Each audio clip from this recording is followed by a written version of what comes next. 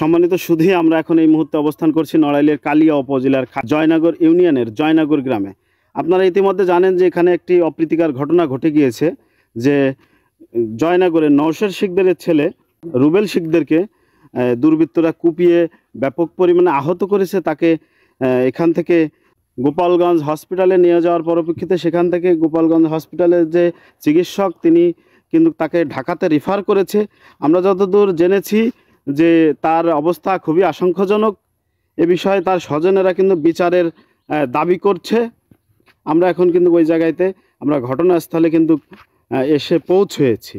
এই জায়গাতেই কিন্তু তাকে কুপিয়ে জখম করা হয়েছিল। আপনার ছেলেকে যে আহত যারা করেছে, যারা কুপিয়েছে, এদের নাম কি? ওর নাম হামিদুল শেখ, আর রাজু শেখ, আর হাসান শেখ, আর সদর শেখ। সদর শেখ। আপনার ছেলের নাম? আমার ছেলের নাম রুবেল শিকদার। রুবেল শিকদার। ও কুপালো কেন? ওই বর দেখতে আসে দোকান হোক গেছে, ওখান থেকে গিরে কুপাইছে। আচ্ছা, ওখান থেকে ঘিরে কুপাইছে। এমনি কেন কুপাইছে আপনারা জানেন না? তার কি কোনো অপরাধ ছিল? না, কোনো অপরাধ ছিল না। আচ্ছা, আপনার নাম কি? আমার নাম রসা শিকদার। আপনার ছেলে? আমার ভাই কালকে বাজার থেকে আইসা একটা ছাগল খাওয়াতে নিয়েছে। নীলিপাড়ায় পাইছে দুজন যাইয়ে চাইনিজ ফুয়েল দিয়ে, ফ্যান দিয়ে, দাউ দিয়ে কুপাইতে পিছন দিয়ে। আমার ভাই দৌড়তে দৌড়তে আর ঘরের মধ্যে গেছে। সেই জায়গায় তো মারধর করেছে। করার পরে একজন এসে করছে কি মরলো, সেই কথার বার্তার একটা সে ছাড়ছে। কাদের ঘরের ভিতরে যে উঠেছে? তুরাব খানের ঘরের ভিতরে। তুরাব খানের? হ্যাঁ। আচ্ছা, তারপরে হচ্ছে সেই অবস্থায় আমার বাইরে নিয়ে গেছে। এই অবস্থায় আমার ভাইয়ের কোনো হুঁশ জ্ঞান নাই।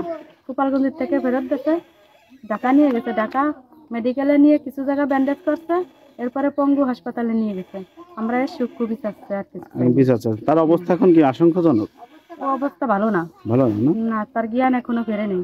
আমি আর কিরবিয়া শেখ সৈয়দ বাড়িতে কটা পাট কিনেছিলাম, পরে সেগুলো নিয়ে হঠাৎ করে সৈয়দ হাফিজুর কোথায় ছোড়া মোড়া নিয়ে এসে আমারে কোপ ছাড়িয়েছে। ছাড়ার পরে কিরবিয়া ঠেক দিয়েছে, ঠেক দেওয়ার পরে তারাও কোপাইছে, কোপাতে গেছে। তারপরে ঠেট হইতেছে মানুষই। এক পর্যায়ে জ্ঞান আমার বাড়ির দিক যায় নাই।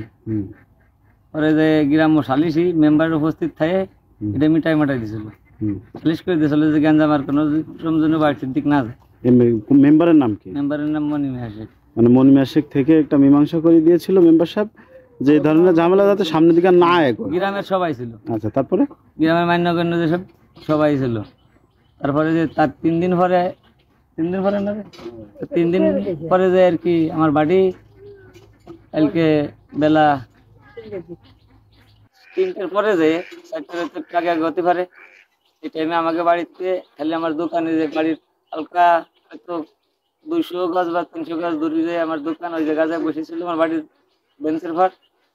ওরা হঠাৎ করে যায়, ওরা দাও চাইনিজ ফুয়েল এগুলো নিয়ে যায়, তারে মারাত্মক জখম করে। সেগুলো তো মানে এক কথায় বলতে হয় যে পূর্ব শত্রুতার জের ধরে এই জ্ঞান। এইটাই। আচ্ছা, এখন আপনারা সর্বশেষ কি চাচ্ছেন? আমরা বিচার চাই। আপনারা বিচার চান? থানায় কোনো মামলা অভিযোগ করেছেন? হ্যাঁ, থানায় অভিযোগ করা হয়েছে। মামলা যে ছেলেটা আহত হয়েছে তাকে কুপানো হয়েছে, এর আপনি কি হন? বোন। আচ্ছা, ইনাকে এই আহত করা হলো কেন? কেন করা হয়েছে তা জানি না। আমার ভাই বর্ডের দেখে আসে, একটা ছাগল নিয়ে দোকানে রাস্তায় গেছে। ওরা এই বৃষ্টি দুজন এসে আমার বাইরে মারছে। আপনার ভাইয়ের নাম কি? রুবেল শিকদার। তার অবস্থা এখন কেমন? খুব খারাপ, আশঙ্কাজনক। এখন আপনারা কি চাচ্ছেন? আমরা আইনি বিচার চাই। আপনারা এখন বিচার চাচ্ছেন?